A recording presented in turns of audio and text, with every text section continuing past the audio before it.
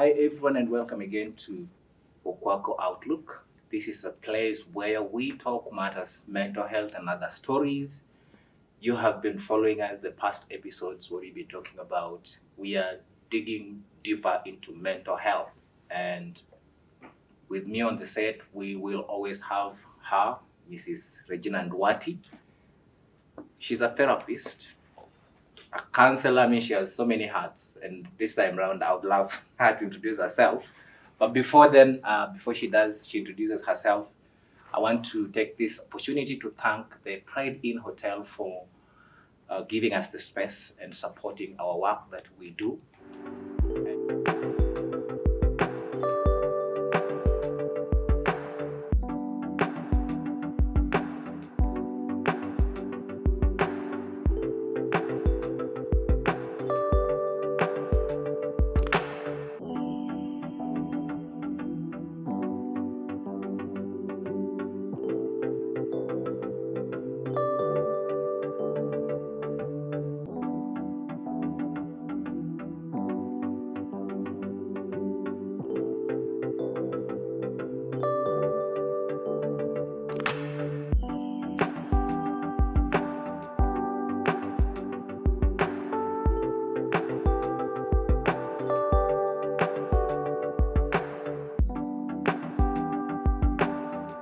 We recommend you, whoever you are, if you're traveling in Kenya from whichever country, please reach out to them.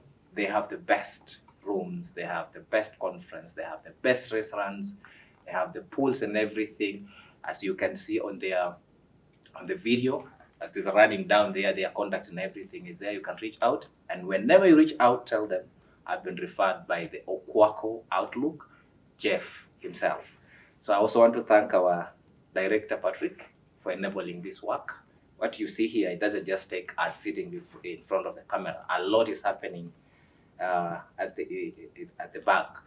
And before I continue, let me allow Madam Regina Duarte to introduce herself, at least to tell us more about the hats she's wearing. I know you've heard about her. We still need her. Maybe you're watching her for the first time. Madam Regina, welcome, and tell us a little more about yourself. Okay, thank you, Jeff.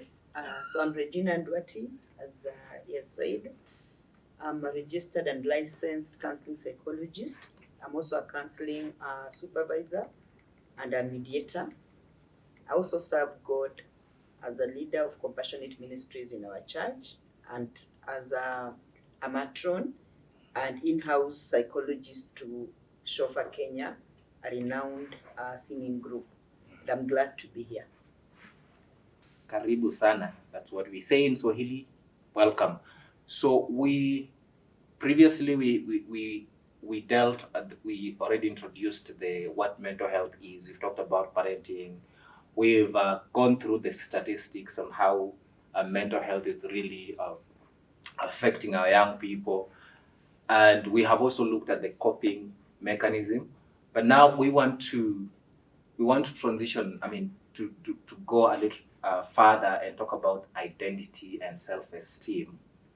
How does mental health affect identity and self-esteem, and why is it important for our young people to identify with themselves, and why is self-esteem and identity so important to a young person? How would you deviate a young person who's suffering, who has maybe experienced or maybe going through mental health, to identify himself why do young people need identity? Why is it so important for young people to align themselves with the identity and also self-esteem? Okay, thank you, Jeff. So what is identity? Like, I've just identified myself, yeah? I've said who I am. Yes. Yeah, maybe what I do and all that. So to this young person, it's about understanding who they are. Mm-hmm. I mean, who am I? How can I define myself? Yeah? Mm-hmm. What do I believe? What are my values? How can I define myself in terms of personality? Mm-hmm. Am I a happy person? Am I a wounded person? Mm-hmm. You know? How can I talk about myself in terms of belonging? Where do I belong? Who do I belong to? Like a married woman will always say, I'm Mrs. So-and-so. Yeah. You've introduced me as Mrs. Nduati. Yeah. I belong to Mr. Nduati. Mr. Nduati, yes. How about me as a young person? Who do I belong to? So identity is about, everything about who you define, how you can define yourself in totality. Where am I coming from? Where am I headed? What do I believe in? What defines me, like my personality traits? What are my roles, to myself and to my society, to my family and all that. So it's just a collection of so many things about a person. It's something very personal. Yeah. And to a young people, identity is very important because it is going to help them to understand who they are. Yes. Who am I? Where am I coming from? Yeah. What are my strengths? What are my weaknesses? What can I tell people about myself? When people see me, who do they see? Yeah. And because I have this sense of identity, I can be able to make decisions. Of course, positive decisions, although sometimes we make the wrong decisions, in most cases without knowing. Yes. Yeah. And of course, when we make the wrong decisions, we are able to learn from that and be able to change. And how does my identity affect me as a person? In terms of, we're talking matters mental health. Yes. Does it make me comfortable with myself? Does it make me uncomfortable with myself? Does it make me likable or unlikable? Does it affiliate me well with society or otherwise? Does it invoke positive emotions in me or does it invoke negative emotions in me? Like the other day you were talking about anxiety, depression, stress. When I think about my identity, what kind of emotions comes into play on my mind? Yes. So all that is going to define what we talk about identity. Do I have social connections? Which are our immediate social connections? Our families, isn't it? Yes. Maybe our workplaces, maybe our loved ones. These are the people that we easily connect with. Yes. Now, do I have those connections? Because you agree with me, there are some people who can't even cope anyone at the place of work. Maybe these people's identity has actually been wrongly defined. Yeah. Maybe there's something about them that makes them not connect well with people. So you see, identity is actually very, very important. Yeah. Maybe bullied. Do you think you're bullying, like in school, somebody bullied, body shaming? Can that affect their identity when they are growing up? Can it as well lead to mental health? Yes, it can. Because, for example, when children go to school, they want to be accepted just the way they are. Yeah, and maybe you've talked about bullying, and I've just remembered when my son went to Form 1, he was a very small boy. They used to call him Tiny. He was a very small boy, actually. He had like a small stature, And at first, it began like bullying, like they're looking at him as a small boy. But my son, because of the training, belonging to church clubs and all that, he had learned to be friendly. So, funny enough, he will not even, react. He will even laugh it out and say, hey, mimi kadogo kweli. And because of that, he became the love of everyone. In fact, the Form 4s really loved him. So they nicknamed him Tiny. And they will give him roles like commanding the scouts and all that. So out of that bullying came something positive. And by then now he's grown tall. You look at him, you won't even believe he's the same person. The tiny one. Yes. And then there are, it is the way you want to take it. Body shaming normally affects girls. Girls don't like being told that they are fat. They really feel bad about it. And boys don't like being told they are short. And boys don't like being told because girls talk about dark, tall, and handsome. Yeah. So if you're short and light, you're like, so me, I'm not likable. Yeah. And girls don't like being told that they're actually big. And sometimes it's just about the genes. Yes. So it's just about sensitizing them to know you are big. But like I'll tell my daughter, wewe angalia mwili yako yangu. And you've come out of it, so you just have to be like me. So even if you force yourself to be tiny, you will not be tiny. And then she'll go like, why didn't I pick my dad's stature? And I'll go like, as we are women, and you joke it off. So it is the way the world responds to them. that will make them feel bad about maybe like their body, their stature and all that. And that is why you find for girls, they'll get into an eating disorder called anorexia. There is what we call anorexia nervosa, there's anorexia bulimia. In anorexia nervosa, what happens is they deny themselves food. They actually just starve themselves because they want to maintain a small body. And in bulimia nervosa, what happens is they'll eat food, like maybe they're craving for fries, so they'll eat those fries, and immediately they eat, they purge. They induce themselves to purge so that that food is not digested. Because if it gets digested, it's going to make them grow big. You know, it is because of, you know, the gospel of people believing that their bodies are not looking bad. But if you tell them, you have a nice body, you know, they'll feel comfortable about that. So women feel comfortable when they are slim. Exactly. I mean, it depends. It depends. We have men. I mean, like men, we have men who like. I mean, well, ladies with big bodies. We have those ones. So it depends actually. But I know this is the notion of so many young ladies when they're growing up, because they see slim. Even in modeling, you can tell they don't go for big body. They look slim. So you see, their identity makes them feel like we are not good enough because we cannot be modelers. We cannot be, I mean, get gigs to advertise anything. I have to be slim. You cannot be air hostesses. Yeah, I can't be air hostesses because I need to be. So that means the identity crisis affects mental health a lot, right? Yes. And it's something that is supposed to be addressed and also looked at it as I mean, it is an aspect to be dealt with before somebody realizes that this is who you are okay the way you are, and this is the best version of a person you are today. True. Okay. Yeah. Because again, you know, we develop identity in very different ways. Yeah, you know, even the aspirations that you have in life, you know, like, you know, I remember when you were growing up, you'll be asked, when I grow up, that's when I grow up thing, yeah? What do you want to become? And, you know, we talk about, I want to be a teacher, I want to be a doctor, I want to be air hostess. So some of us developed identity because of our aspirations, what we want to be in future. Again, some of us were shaped by our culture. You know, there's the cultural connotation to identity. So culture also has a lot to do with how someone will develop their identity. Again, the gender. Yeah. The formation of identity may be different from girls and boys. I mean, you know, I mean, we tend to believe that, and maybe you'll correct me, men are born with a thick skin as opposed to ladies. Ladies are very vulnerable, so soft-skinned, you know.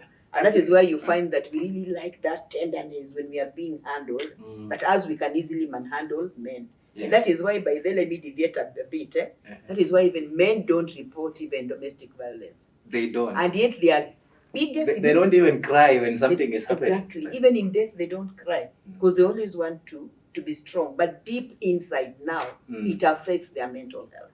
And how does a child develop sense of identity that affects their mental health?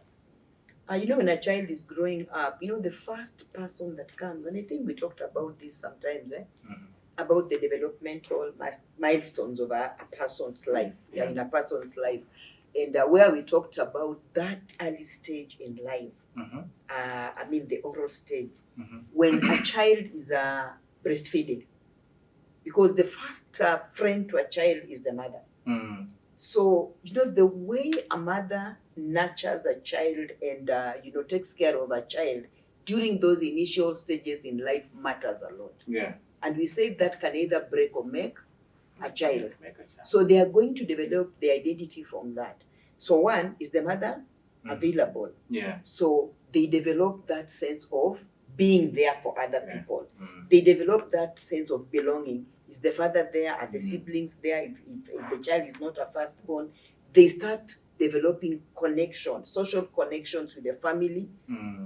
Now this child grows up, maybe goes to school, starts again developing the way the teacher will treat this child. And especially we say that the teachers that are, that I don't want to say that are oppressed or anything, but you find that we don't carry the preschool teachers with the same respect we view maybe high school teachers. But these teachers who teach the preschoolers have a lot to do with a child's identity, because they are the ones in whose hands the little children are actually brought. So they are the ones who pick them from that time. So when they validate them from just small things like good, well done, that is good, clap for him. Those are small things, but to them they are very big things. Very Just big. that validation, from the time when a child is very young, it really matters a lot, because it's going to affect the identity of this child when they grow up. Yeah. Brian, do you sometimes feel you Brian, right? Yes. The twin Brians. I want to ask you this in English. do you sometimes feel like do you sometimes feel like you're not allowed to be yourself? Like, have you ever felt at some point feeling like you're not allowed to be yourself? Yani haujapewa ile yani umeshajisikia ya kwamba haujaruhusiwa kukua wewe mwenyewe, like sio mimi, you are being forced to do something that you don't want to be. Have you ever felt that way? Yeah. At what point did you feel that way? At my home, they are the children's home. Our dad has trained us to rely on ourselves, like to every day when we woke up, you have to have a plan for the day. That is by we as high schoolers, our dad don't give us pocket money. Okay. You have to look for yourself. So by that you have to work. So you are a student, but you have to work to get this. Okay. When you are on the holiday. All right. Oh, when you're on the holiday, not when you are going to school. Oh, okay, that's understandable. Yeah, but now the work that you're supposed to do is provided for within the home, right? Or you look for it outside the home? Yeah, like we sell fruits from the farm of the home, right? Yeah, and sometimes we go to the market, we buy fruits and then we sell. So that little money that you will get that day, you save, and then the next day like that. So for the we have friends outside the home. So when they see you working, selling things, and they are like, you are like ashamed of that thing that you are doing. So you see, like you are forced to do that. So it's like, so you feel like you're being forced to be something that you don't want to be. Yeah. Oh, okay. At the same point, you see that. Yes, when I will not do this work, the day will come for me to go back to school, and I will not have pocket money. Yeah. So you'll have to work. Yeah. Have you felt the same, Brad? Yes, but me, I'm in primary. Oh, you're in primary school. Yes. Which grade? Grade 9. Oh, grade 9. Okay. Yes. Sometimes the same work that he's saying, some of the times we go to the market and buy some fruits and sell in the community. But some of your friends, they pretend to be your friends, but sometimes they be your enemies. When they saw you selling the fruits, they laugh. And you say that they don't know that you're making money. Yes. So, but how is that like being forced to be what you don't want to be? Because okay, this is, according to me, this is you being taught how to be responsible. I don't think like you're being forced to be something you don't want to. You get? Because at the end of the day, dad has so many other young kids that he wants to look after. So he's just telling you are a big boy. We have fruits in our shamba. Go get them, sell, get something for yourself when you're going back to school. Does that like make you feel like I am being subjected to something I don't want to be? Yeah, you see your friends outside there, they are being provided by their parents, and for you have to work for it. Yeah, you have to work for it. So you see, like, why don't I stay here and Fred give me the money for the pocket money. Okay. So I get where you're coming from. So let me ask Mrs. Regina. You know, you have something to pick from what they have said. Yeah, can you just from what they have said? How do you identify with this? Yeah, there's something we call denial, and it's also there in young people, and also peer pressure. Because I also look at it in terms of peer pressure, and also maybe what society has exposed children to. That for as long as you are a child, you need to be provided for. So they feel we are also still children, so we need to be provided for, which I may understand that. But again, there's the peer pressure. Like as we are not doing it. But what they are forgetting is the ones who are telling them that they are not doing it are in the normal family system where there's father, mother, and siblings. But here you are whereby someone has just been touched by masses and decided, I also want you to grow up in a family way. And that is why I've actually taken you in. And the funding is not even like there because we also have our own struggles. Now, because of that, I have decided to have a farm, to do some farming. We are rearing animals. We have a farm where we have the farm produce. Why can't we hold hands together and try to develop some funds? Because again, tomorrow, as I'm walking, I may pick another of your siblings in quotes out there who is also suffering and who also needs a place to call home. So now again that means I have to put in money. So why can't we, and you see here Fred said very well in the last episode that we had that he wants to make them responsible, independent, and dependable. So what does it mean? How does he create this sense of responsibility that in the event, and again we are not immortal, anything can happen. Fred may not be there tomorrow. In the event Fred is not there tomorrow, what happens? Fred is not immune from diseases. Fred may become sick and become bedridden. What happens when Fred is now sick and is not able to fend for us? That means we need to be responsible enough to fend for ourselves. And that is why he's trying to change the narrative.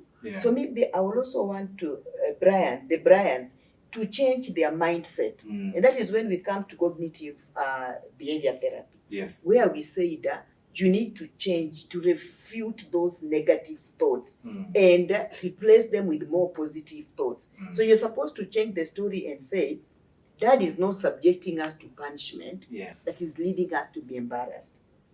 If anything, our peers who feel that, the ones who ridicule us and who make us feel embarrassed should know that they are the ones who are not being brought up to be responsible because you're being given everything. Where I come from a place whereby our cash crop is maize. And what happens with the school children is there's something they call murokoto. Murokoto is whereby after you have harvested the maize from the farm, it's from kurokota. Or they pick the leftovers. Now they go and pick the leftovers because maybe as you're harvesting the maize, you are heaping them somewhere, and the farm is not very clean. So when you now come and put now in the sacks now to carry the maize home, you might leave some others there. Or also when you are harvesting, you might skip some plants that have the maize. So now they go now again through the farm trying to see if something was not harvested. Then they come dry these maize and they sell them. That is their money. And I used to see in our home, that is how we used to survive even when we were in school. We used to rely on our murokoto. That is what we used to sell and we'll get some extra money for. So Brian, what I want to tell you that it's not a punishment. It is trying to instill some sense of responsibility. And you see, because you want to go to school and eat your kangumu, your mandazi and all that, you want to work even hard. You want to go for more fruit, sell. You're even competing. Hey, how much have you made today? Hey, me I have my 200. Hey, me I only have 100. Hey, tomorrow I'll make sure I go and get more avocados. So it's supposed to give even that competitive spirit. When two people are selling the same product, everyone wants theirs to be the one shining. The one theirs to move faster. So you even, develop that spirit of competitiveness. Me, I can be able to do this.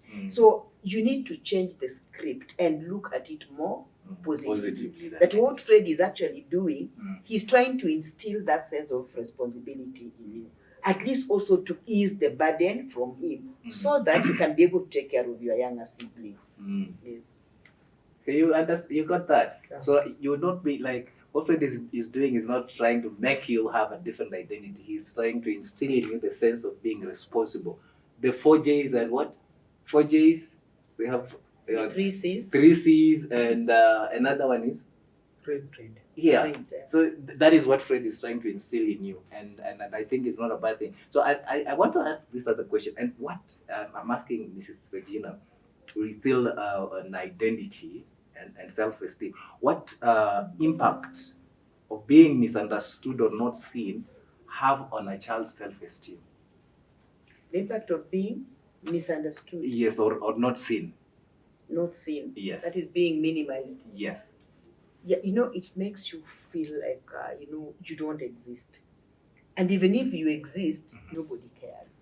Nobody recognizes you. Every child wants to be recognized, Yes. and that is why sometimes some children develop a personality disorder or a mental disorder called is it a DH? It's what? It is this about being hyperactive. I've just forgotten the correct HDH something. HDH. Attention deficit hyperactivity disorder. Yes.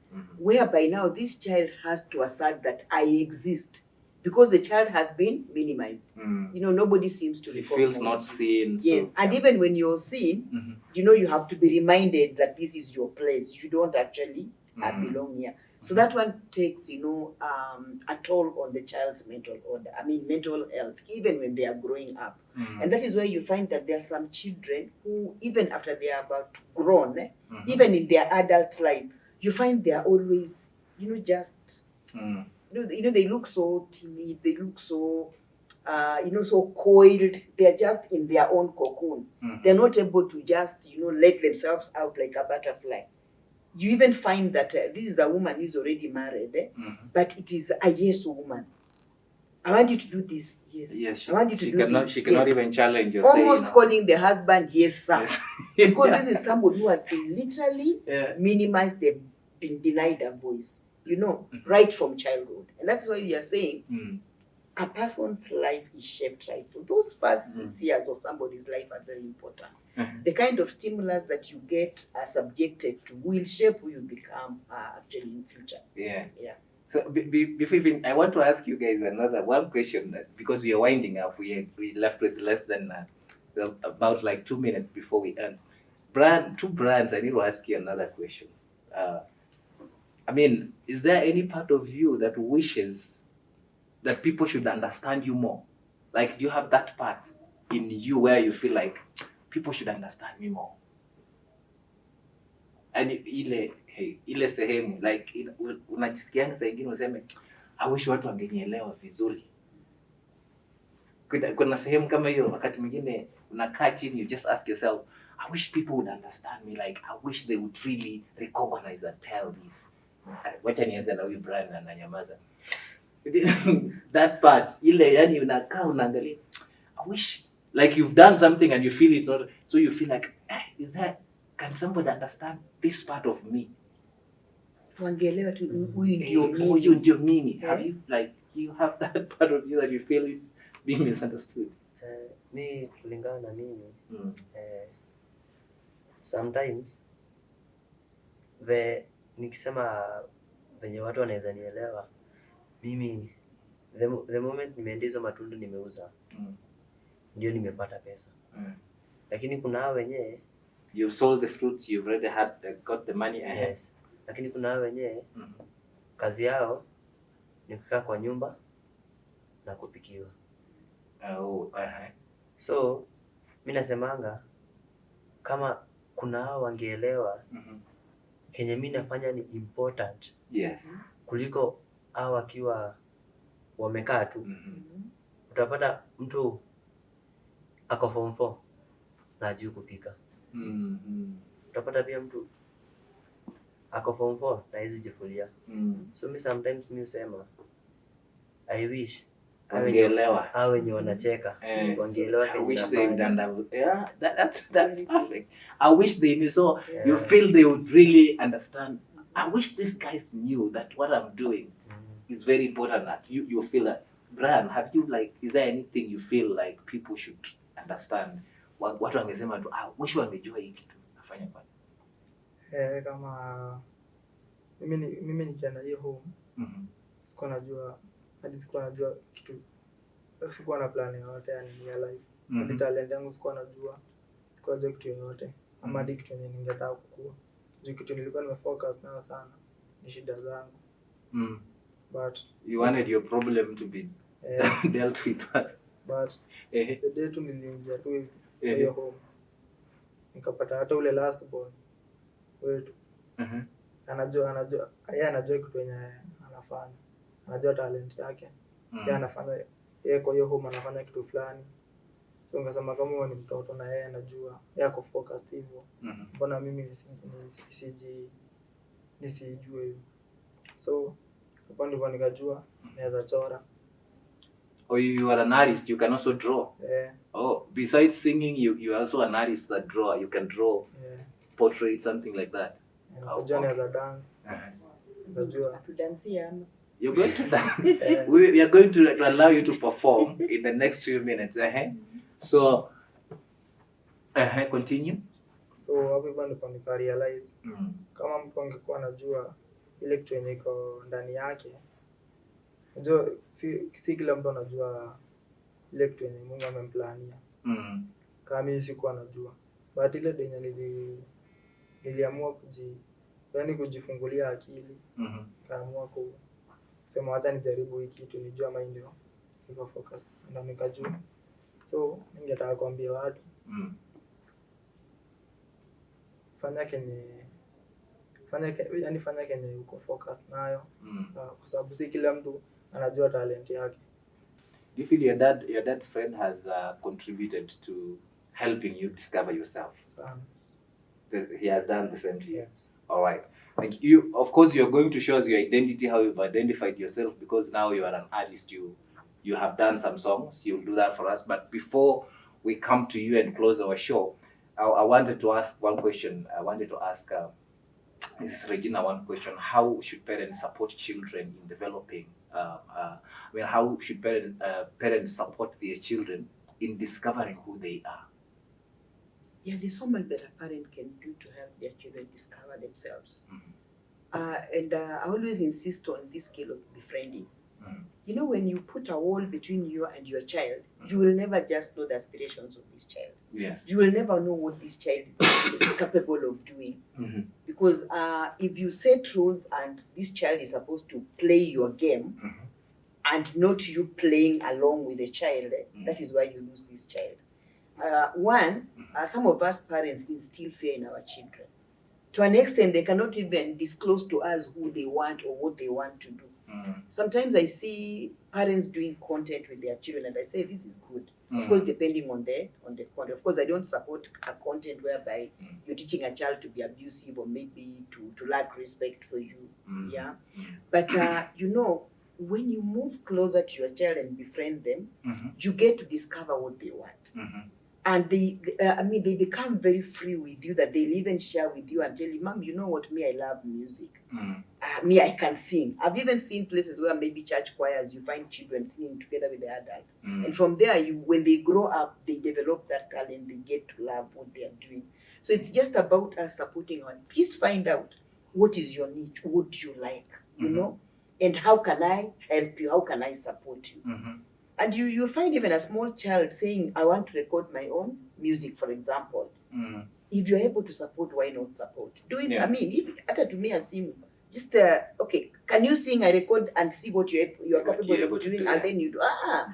You're doing very well. So even when you want to correct whatever they want to do it in love. Some of us will say, now that is what you're calling. That is not even singing. Your voice is not even on the keyboard. Yeah. So you're singing off key. Get out of you're singing off key. So you kill them. Yeah. So you need to help identify their niche and you help them develop those talents by befriending them, by encouraging them, funding whatever they want to do if possible.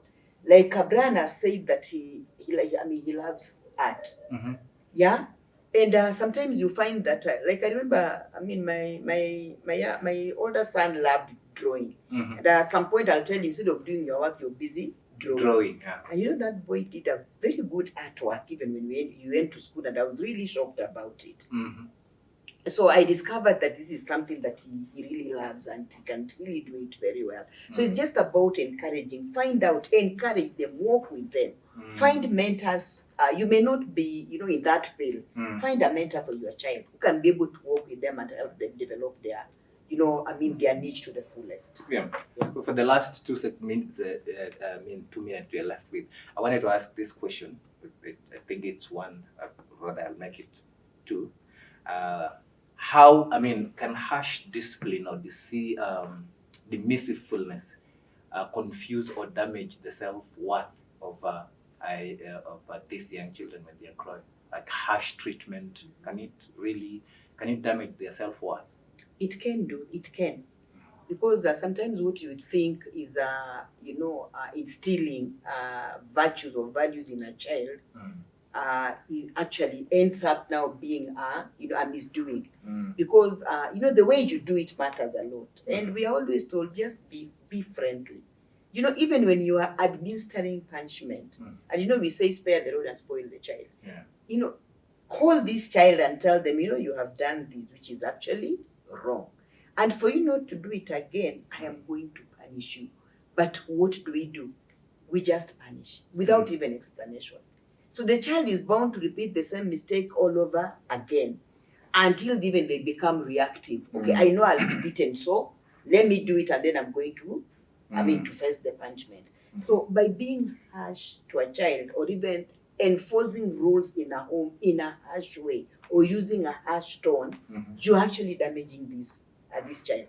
You develop a sense of aggression in this child that will come out now later on in life. Yeah, these are now, if it's a boy, they'll grow up believing that a woman is supposed to be beaten, a woman is supposed to be shouted at.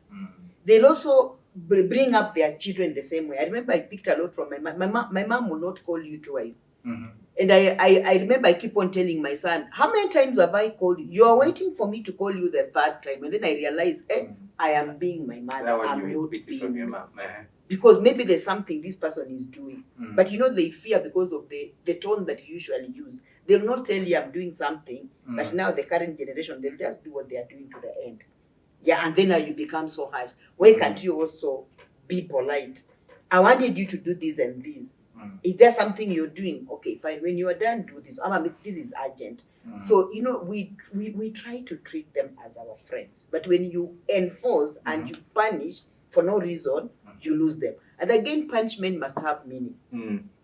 And the magnitude of the punishment should rhyme with the mistake that a child has done. Should they be punished or disciplined? And I wanted to get okay, it is discipline. You're disciplining, yes, but now then they look at it as a form of punishment. As we used to be punished, because Jeff, sometimes at Utambua you will not even eat. That was punishment. Yeah. But you see, discipline is whereby you lay rules, maybe like a common one is like grounding them that today you not go to play with your friends. They feel so bad because playing is everything to them.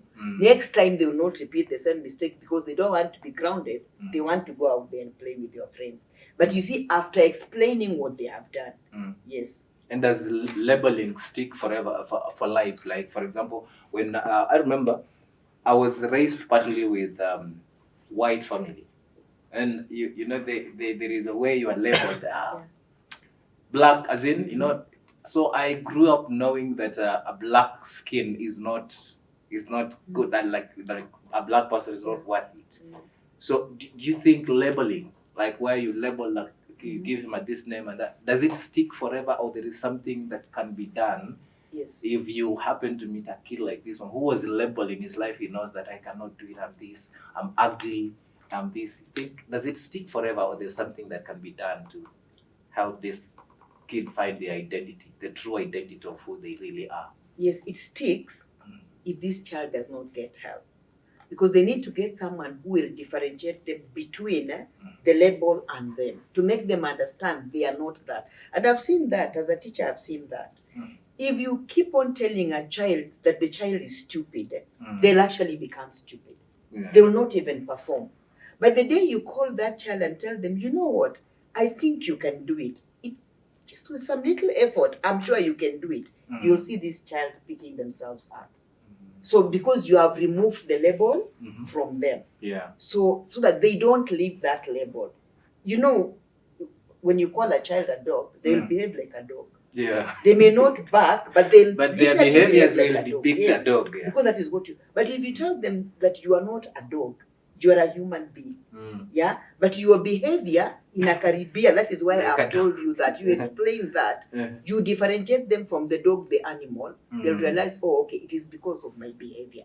And they are going now to draw the dividing line between the dog, the animal, and the dogness in them because of the behavior. You know, like you are not allowed to go and eat in people's homes. So your mother will be like, you are like a dog, eating everywhere, eating whatever you pick. Yeah. You see, but when you're told, you know, when you go eating in people's places, you behave like a dog that eats everywhere. You know, there's a difference in the tone that you use even to speak to a child. Yeah. So these labels can be removed if this child goes through hell and gets to know that they are not defined by those labels. Yeah. Thank you very much. We are almost coming to, but we want to see your identity, Brian. You identify yourself as a musician, right? An artist. You've done some music, right? You've recorded some songs. Yeah. You're still a student and you're already earning money. You're already doing music. So would you like to show us your music or maybe perform something like that before we close the show? Yeah. One of the favorite song. And by the way, before you perform, what motivated you to become an artist? It's yani kitu nimeishi kutaka mambo ya usanii sababu usanii inalipa na hiyo bado hiyo nilipana na hiyo ndio talent yangu. But nikakuja kurealize tena Mungu hajanibariki na talent moja. Mimi artist kuchora, mimi artist kwa kuimba. So God has blessed him with so many talents. He can sing, he can draw. So we want you to show us what you can do with the singing. So I don't know whether we are going to sit down here, you sing for us, or probably you're also going to dance, something like that. Which music are you singing, by the way? Gospel, hip hop? Gospel. Yeah. Gospel reggae or gospel hip hop? Gospel is divided into 7, but we'll see. So if this is your stage, we want to give you this time, at least show us. You have found your identity. You know you are a musician, and we want to relate with your identity, with what you can do now. Because after all the journey you've walked through, now knowing who you are to a point of now you are able to record the music. I mean, yeah, we have to be part of this journey. Can you please be part of it? Like, take us through. Yeah, perform a little, and then we should we stand or we sit down? And just sit. We just sit. So we will be doing this. Because you know you're a Gen Z. So Gen Z, you do this, huh? Okay. Yeah. Okay, take it up.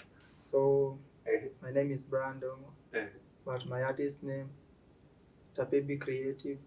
Tapebi Creative? Yeah. Okay. On YouTube. YouTube channel. So that's the name of your YouTube channel. Yeah. I think we will put the link of your YouTube on our channel down there. Then people will go subscribe and support you, right? Yeah. All right. So I'll sing one of my songs called My Doctor. Okay. That is my God, my doctor. Okay. So you have the beat or we do this? I'll just sing. Okay, let's go. So it goes like, oh, silly bang, hey, not a baby again. You are my doctor, hey.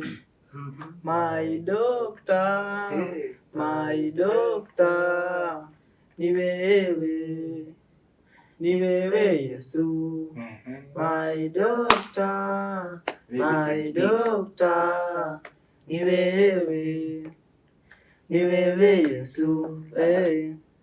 Wendo my doctor, pesa jaa siwezi kosa kukuota, na kupenda siwezi kosa kukuomba. my doctor ati nitakuwa donga. Unaponyadi wagonjwa, si vipofu unafanya wanaona, si vilema unafanya wanasoma, na kupenda nitaishi kukuomba. Wow. My doctor, That's beautiful. my doctor, My voice is bad. ni wewe Yesu, my doctor, ni wewe, ni wewe Yesu. Ulimponya Bartimayo kipofu, akaona yule mama aliyetokwa na damu, akaona na Lazaro kaburini, ukamfufua tena. Thank you so much. Thank you so much, Brad. Beautiful. That's beautiful. You see, you'll make man out of that. We are going to pin your link, your YouTube link on our channel. People will watch them, subscribe, and support you. Okay. Thank you so much for coming, and we thank your father, Freddie. We were with him the other episode with us, and he shared a lot. And I'm so sure we will still talk and talk more. We will visit your home. We want to see how you grow, and we want to encourage you. Okay. Yeah. And don't give up. Whatever that is happening, nobody is trying to mess your identity. Actually, you're being directed to the right identity, and all we can do is just to give support. You see, we have mom here. Now you already have a mama. Yeah. Okay, you already have a mother. In case something is happening, tell Fred, I need to speak to Madam Regina. She's a very understanding mother, and she'll be able to help and even guide you further. Okay. Yeah. Thank you so much. So, Madam Regina, Yes. back to you for our closing remark, and maybe you can leave also your social media, because I know you're doing something. You're on TikTok, Facebook, YouTube, wherever, so that people can as well follow you and see what you do, because you are doing a very commendable job. I don't think anybody would assume or would ignore what you're doing at this moment, and we are so glad we have you on this show. Amen. Karibu. Thank you. Yeah, so my parting shot is to us who are out here, let us embrace these young people. It doesn't matter whether this is a child of your womb or any other woman's womb. These children all need homes. These children all need parents, to support them, to walk with them, because some of them are in their situations not by choice, but because of what life has served on their plates, on their tables. Yeah. So let us embrace them. And I just want to thank Fred, among all other people who have decided to pick these children out of the streets and just mentor them. And even as we are out here, let us visit these homes and try to work with these children. There's so much you can offer. You can put in your shilling, you can put in your word of mouth, you can put in a sack of rice, and these children are going to feel like they are also just like any other child. And even to these other children who are out there, let us try to identify their problems. Most of them are going through a lot, but they are not able to speak because they've been minimized. Let us find out what they are going through. Let us be able to work with them. If you want to follow me, you'll find me on TikTok under Sila, your therapist. When you go to YouTube, look for Sila Counseling Consultancy Services. You'll find my page there. Still young but growing. I'm sure we are going to get somewhere. I'm on Facebook. Facebook, you'll find CPM Regina Sila. CPM stands for Certified Professional Mediator. CPM Regina Sila. So also follow me, like my work, comment on my work, and let us grow together in matters mental health. Thank you so much. And also remember to like, subscribe, and share. And make sure you click the, the bell. Make sure every time you get the notification bell, so that every time we are posting, you can follow us. We'll also provide our email in case maybe you have a story of mental health you'd want to share, because we have our therapist, Madam Regina. We will provide it there. We'll also provide the contact, and she's also provided her contact. You want to personal counseling, you can reach out to her. You want maybe to share your story on our show as well, and she can be able to guide you. We will be here, and we will listen to your story so that it can help other people. And up to that point, I want to say thank you so much, Pride In, for the space, having supported us. And thank you so much, Patrick, for being our director. Up until next time, stay tuned for more mental health topic on the Okwako Outlook with me, Geoffrey Jefferson.